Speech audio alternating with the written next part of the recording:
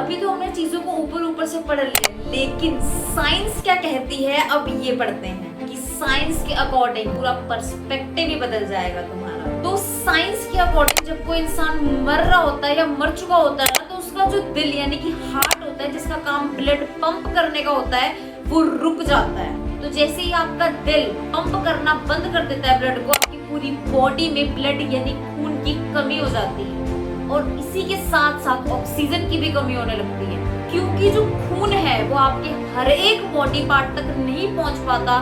उसी की वजह से जो आपके ऑर्गन्स होते हैं ना, वो धीरे धीरे डेड होने लगते हैं, जिसे हम कहते हैं फेल होने लगते हैं। जितना ऑक्सीजन आपकी बॉडी में बचा होता है वो ऑटोमेटिकली सारा ब्रेन कंज्यूम कर लेता है और आपकी जो बॉडी और मसल्स होते हैं ना, वो भी लूज होने लगते हैं। आपने ऐसा सुना होगा कि जब भी कोई इंसान की डेथ हो जाती है ना, तो वो टॉयलेट कर देता है। इसके पीछे का रीजन यही है क्योंकि वो अपना कंट्रोल मसल्स पे पूरी तरीके से खो देता है। जितना भी ऑक्सीजन बचता है वो सारा ब्रेन के पास चला जाता है। और यहीं पे आता है सबसे ज्यादा शॉकिंग फैक्ट कि आपकी बॉडी तो मर चुकी होती है, लेकिन आपका ब्रेन, आपका दिमाग जिंदा होता है, क्योंकि अगले 30 सेकंड से लेकर अगले 1 या 2 मिनट तक आपका ब्रेन जिंदा रह सकता है बॉडी में बची हुई ऑक्सीजन से। है ना शॉकिंग? लेकिन जो आपने 5 स्टेजेस पढ़ी थी ना, जो साइंटिस्ट ने बताई थी, उसके पीछे का रीजन भी यही है।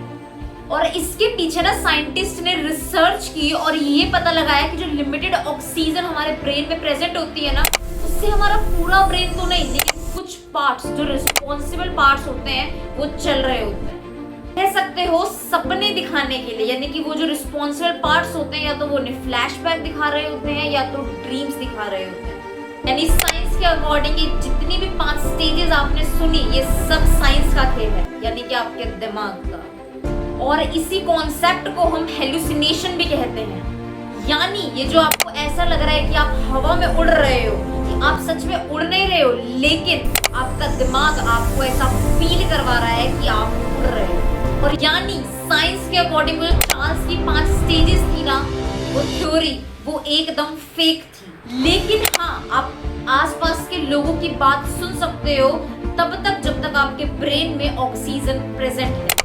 और जो व्हाइट लाइट लोगों ने एक्सपीरियंस की, साइंटिस्ट का ये मानना है कि वो व्हाइट लाइट बहुत ब्राइट इसलिए दिखती है क्योंकि वो ऑपरेशन थिएटर की लाइट होती है और उन्हें ऐसा लगता है एक ब्राइट लाइट उन्हें अट्रैक्ट कर रही है, लेकिन इन रियलिटी ऐसा कुछ भी नहीं। मतलब साइंस इन सारे फैक्ट्स को ठुकरा देती है, लेकिन कहानी यहाँ खत्म नहीं होती।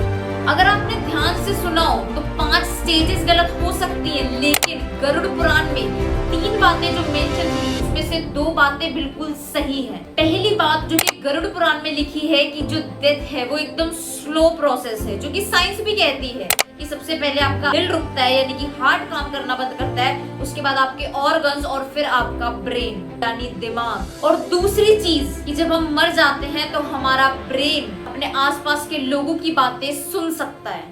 और ये तो साइंस भी बोलती है, क्योंकि हमारा जब ब्रेन एक्टिव है तो ऑब्वियसली हम आसपास के लोगों की बातें सुन सकते हैं और प्रोसेस कर सकते हैं जब तक हमारे ब्रेन में ऑक्सीजन प्रेजेंट है।